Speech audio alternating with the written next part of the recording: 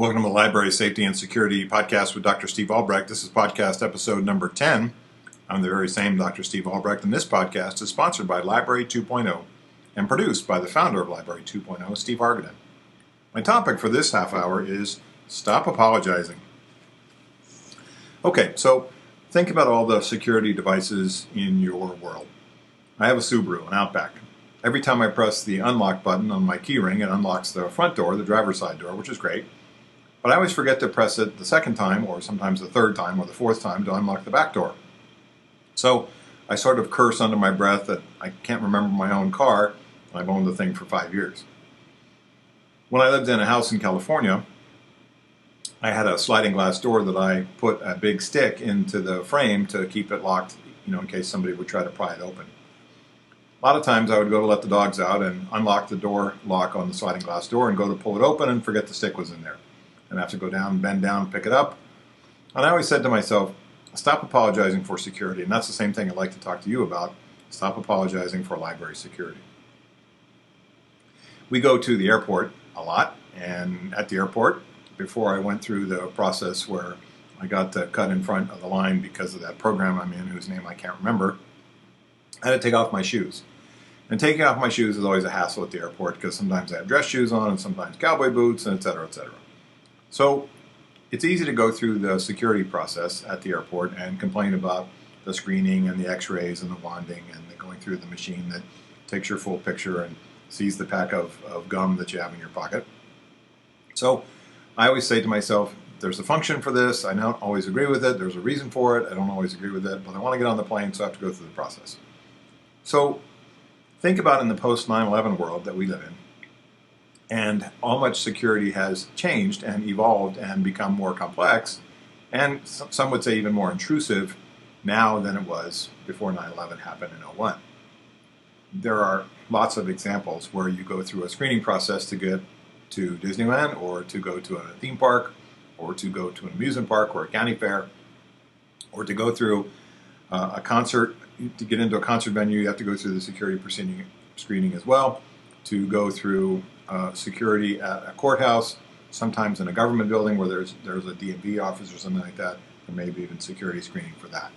So sometimes we are annoyed by it, sometimes we just accept it, sometimes we don't think about it until we get there, and then we have to go through the process and it sort of bugs us. My take these days is to stop complaining about security because A, I can't always alter it, and B, it has the best intentions even though it may not always be carried out well. Let's go over to the library situation. When you think about the things that you have in place already at the library for security devices, it's lots of stuff that we probably take for granted.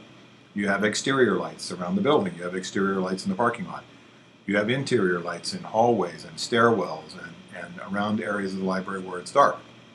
You may have convex mirrors up in the corner of the library, up by the ceiling so people can see around the corners. You may have camera systems that cover the outside of the building, that cover the inside of the building. You have cameras that cover the parking lot. You have cameras that give you a continuous view even at nighttime. That gets recorded to a DVR or an NVR system so you can look at it later if you had to. We have, in terms of security for our IT systems, we have Wi-Fi protection. We have Wi-Fi protections and passwords for our servers. Our IT specialists have all kinds of software and hardware and all kinds of things that they put in place to keep our systems from being hacked and ransomware and things like that. We have in some libraries RFID tags on the books. We have personal panic alarms that some staff wear in libraries as they walk around the library floor. That's more rare, but certainly I've been in lots of libraries around the country that have panic alarms under the desks, at the circulation desks, or at some of the counters, or even in the back office if it has a public contact sort of a piece to it there. So there's lots of interior, exterior, hidden, visible, obvious, not so obvious security devices in libraries already.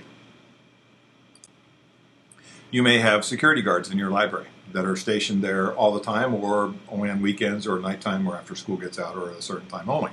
You may have library pages or people that sort of serve as a security function. This could be retired law enforcement guys. It could be people that were in the military that want to help out at the library. They're part-time employees, sometimes they're even volunteers, and they serve a security function. We have the police in some libraries, especially in downtown branches around the country, that are there full time, and they work as either overtime shifts, or they're assigned to the library as part of the city or county sheriff's or PD contract. You certainly have fast access, hopefully, unless you're in a rural location, to law enforcement if you need it in a life-threatening emergency or an armed situation. We have door locks that are managed by hard keys. We have door locks that are managed by key cards. I'm a big fan of key cards because if an employee loses them, we can make the switch and get them a new one and take them out of the system pretty instantaneously. If employees lose hard keys to the library, sometimes they won't tell us for weeks on end because they're embarrassed, they don't want to get in any trouble, and we have a set of keys to the facility floating around out there. So I'm a big fan of key cards as a security device. We certainly have access control policies for our building after hours. We have burglar alarms, we have fire alarms, we have storage facilities if you have a larger library where there's a warehouse in the basement or a warehouse outside where books and other materials are delivered. We have cages where we lock up certain theft-sensitive items, laptops, tablets, things that can be stolen. We have those under lock and key until they're ready to put out onto the floor. We have security policies and procedures around evacuation and active shooter and trespassing and things that are connected to our codes of conduct.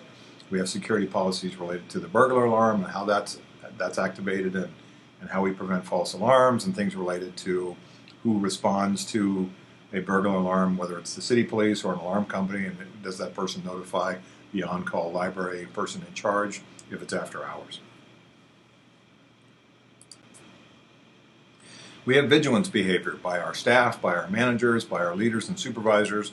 We have vigilance behavior by patrons. They report things that happen of a safety and security perspective to us all the time. Hey, there's some kids fighting outside, there's a guy sleeping in the bathroom, there's some people over here doing this, this, and this, and they tell us about things that are happening. We have security incident reports, which give us information about safety or security hazards, things that are broken and need to be fixed, things that are potential hazards that a child or a disabled person or somebody could get injured walking by or walking into. Well, those things are pretty common, yes? So if we look at all the things that exist in the library for security procedures, equipment, policies, and kind of the culture that we create, we shouldn't have to apologize or rationalize or explain or make excuses for why we have these things to each other, which we sometimes do, to our elected officials, to our patrons, and the people that we are there to protect, the staff and the patrons. We shouldn't have to apologize for the things that are in our library that exist now or could be in a future budget or in a future site security assessment, which I encourage you to do, to figure out what you may need to put in later on, or as soon as you can afford it. We shouldn't have to apologize for the presence of those things. We shouldn't have to apologize for asking people to comply with our code of conduct. We shouldn't have to apologize for asking people to comply with the COVID rules that we have for masks and social distancing and things like that. I wrote a blog for Library 2.0 about visitor policies, visitors and vendor access policies. And I'm a strong believer that we should have a structured system in place for how you manage visitors who want to go back into the back offices and see an employee or see a library director or leader, or somehow go into the back part of our libraries to make deliveries or repairs, clean up, things like that. We shouldn't have to apologize for having a vendor-visitor sign-in process. Should be staff only that comes into our library and in the back parts, and if it's not, then those folks who are coming in for legitimate reasons, or that they have a bona fide appointment, or they want to speak to a library director or leader or supervisor about a bona fide issue where we've done some screening to figure out what the issue is. We don't allow angry people just to go storming into the back there. We shouldn't have to apologize for having a visitor process.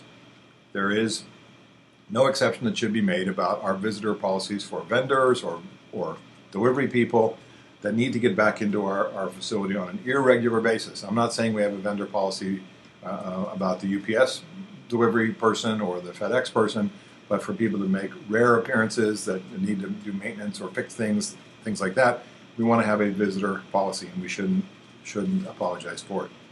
And without exception, we should ask our staff, or if this is run by security officers in your facility, to follow our visitor process and not go based on what people look like as to whether or not they should sign in or not.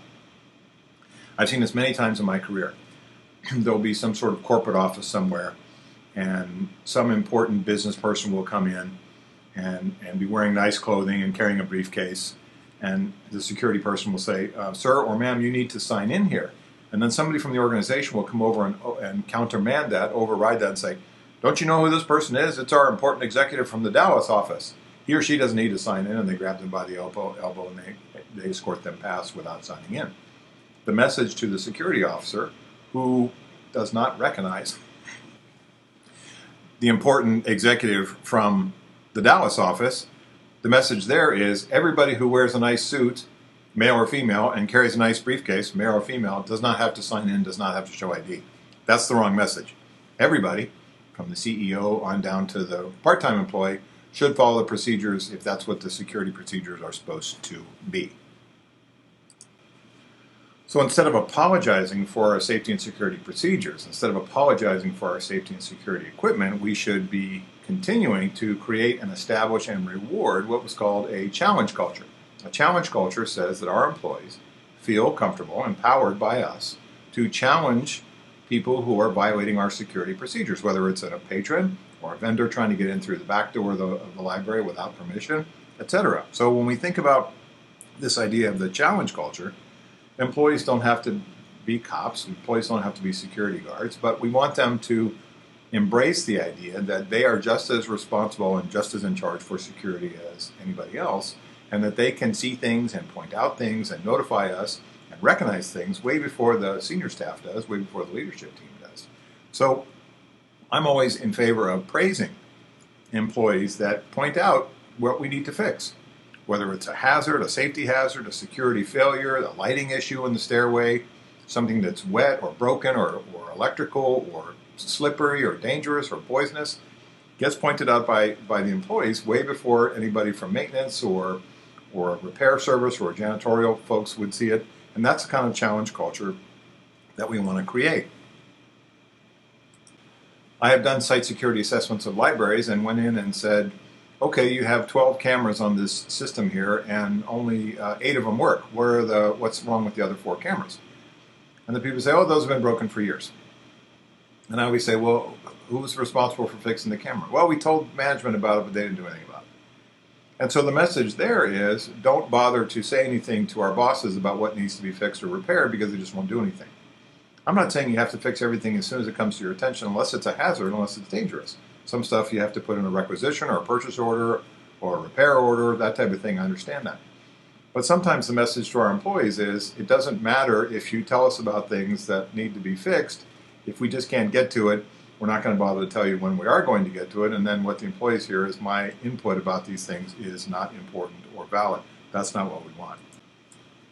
If I was in charge of the library, I would actually give employees rewards, like gift cards, like a Starbucks card or an Amazon card, every time they point out something significant that's broken or needs repair or is a safety hazard to us that we did not recognize, that we didn't see originally, that they saw it way before we did. That's worth rewarding. Employees follow our lead on this issue, and the message from the leadership team should be, every security failure or security equipment issue or security concern is a concern to us all, not just to the leadership team or the police or the security guards or whoever, but everybody. We're all in charge of safety and security. I think about something that I've talked about on several podcasts is the need for us to create an event plan, an emergency event plan, for those rare possibilities that something may happen that might create a need for evacuation or first responders or an ambulance, for any kind of event where we have 25 or more people. So I've talked about this in my articles and in podcasts on this Library 2.0 podcast about how it's important to have an event plan for every public or private event that we have with 25 or more people. We're not apologizing for having a security plan. We're not apologizing for thinking about those things which might never happen. But we have an author coming in for a book signing. We have a group of kids coming in from the local elementary school to watch a play. We have seniors coming in for some sort of performance that they want to look at. We have a plan for how we protect those people inside our building, inside our plazas, our courtyards, our patios, our training rooms, whatever it happens to be. We should not be apologizing for thinking about stuff that's never happened before or could never happen or probably wouldn't happen, because sometimes we like to rationalize the fact that it didn't happen in the past, it couldn't possibly happen in the future, and that's not the way I need to think or you need to think as well. The past is not a good predictor of the future, but it gives us indicators, does it not? So just because something's never happened doesn't mean it might not. In this day and age, with the way things are happening in public government, around public buildings, whether it's protests or riots or things like that, we have a duty to think about worst case scenario when it comes to protecting people that are coming into our facility for a group event. Maybe it's at nighttime, maybe it's a group size we've never had to handle before, or maybe we've had lots of experience and practice in handling certain types of large groups. We just need to look at the process of how we bring people in and get people out in a safe way with a little bit more concern. I think about patron behavior as part of my work as a library security consultant, and I think about not having to apologize for when we ban a patron for high-risk behavior, consistently violating our policies when it comes to sexual or racial harassment, consistently violating our policies when it comes to bothering or irritating or threatening or even touching or hurting or assaulting other people in the library, whether it's staff or patrons. Sometimes we need to give people second and third chances to get their act together and to get their behavior under control, and sometimes we just need to say this person is not allowed in our facility, not allowed in our library. When we look at being sued for certain types of situations where someone is injured or worst case scenario someone is killed, God forbid, the thing that the plaintiff's attorneys are always looking at is something called foreseeability and prior notice. Foreseeability says, could we have predicted this based on this person's behavior in the past? And prior notice means, do we have incidents, recorded, documented incidents, and Lord help us if we don't. We need to write things down that take place in the library in terms of security incident reports so we can have a history of what we need to address and look at in terms of someone's behavior. The prior notice piece comes in when there is a sense from the attorney that this person's behavior is on record and we know about it, or we knew about it and it's been going on for a while and yet it happened again. The concepts of foreseeability and prior notice say we don't have to predict the future, but we do have to look at things that have happened once with the possibility that they may have happened over and over again, and that's not what we want. So when it comes to patron behavior, which is high risk, dangerous, harassing, bullying, touching, threatening, exposing himself, something like that, which is high risk behavior, we need to say there is a line in the sand that we draw about problematic behavior that violates either the law or violates our code of conduct. Stealing, assaulting staff, assaulting other patrons, no exceptions. Not apologizing for doing our enforcement work for the people that are making the library not a safe place to be. We should not allow any type of patron, whether it's kids or teenagers or homeless people or mentally ill people or people on drugs and alcohol, come in and take over our library and make people feel afraid to come to the library. We should not apologize for enforcing our code of conduct for that small number of people that can be problematic to the point where citizens don't want to go to the library, people don't want to drop off their kids at the library, people are afraid to use the library as a resource. That is definitely not what we want. So I'm always saying we're not running the place like a prison camp, I get that, but we have to have a continuity of message, and we have to have a sense that we're not apologizing for enforcing our rules of behavior inside the library. So that's all back to the culture piece. We need to create a culture that's a safety culture, a security culture, a protective culture, and a protection culture. A protective culture says that we have a duty to care for the invitees, the people we invite into our library, vendors, visitors, the public, patrons, that type of thing. And we have a protective mindset about how we protect them with our security devices, our procedures, security guards, staff, vigilance, etc. We also have a protection culture, which says we think about these things on an as-needed basis, and we make changes, small or large, depending on what the situation is, to match the concern that we're trying to fix. So we shouldn't have to apologize for creating new safety and security policies. Shouldn't have to apologize for updating our new security and safety policies because times change. Things that we cared about maybe 20 years ago are not a concern now. 20 years ago, we weren't talking about things related to people playing videos on their cell phones or smoking vape cigarettes inside the library. Certain things we have policies for because now they have evolved and they exist. We shouldn't apologize when we interact with our guard services, our security guard services. Many people that employ security guards in the library use a contract service. They don't have a security company that is connected to the city or county as city or county employees. They're not an entity or a department that's typically a city or county department. Some do. That's typically run by an offshoot of the PD or an offshoot of the sheriff's department, like a library security officer who is connected as well to the sheriff's department. Most organizations use contract third-party security vendors. That relationship with the security vendor, the security guard vendor, is an important one because you are the customer. And you have the right to say, I'm unsatisfied with their work. I'm unsatisfied with these particular guards and their habits. They sleep or look at their phone or talk to people they shouldn't be talking to or disappear, whatever happens to be. So we shouldn't apologize to the site security vendor by saying, could you please have your guards do a better job? We have the right to create a set of posted orders, and your posted orders may be different for the guard that works on the first floor as opposed to the guard that works on the second or third floor.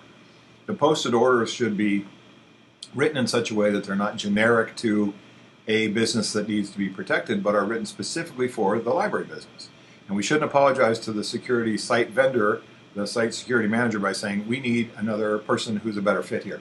We need somebody who is a better fit with our kids, or a better fit with these teenagers, or a better fit with the public in general.